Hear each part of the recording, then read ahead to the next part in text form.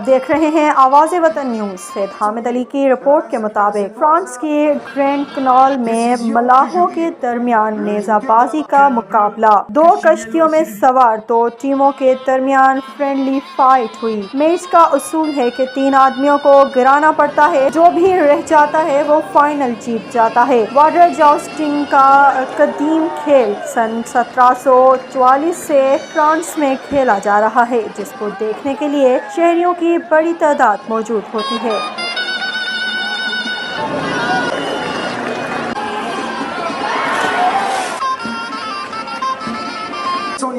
De la lance amicale sétoise, décision du jury.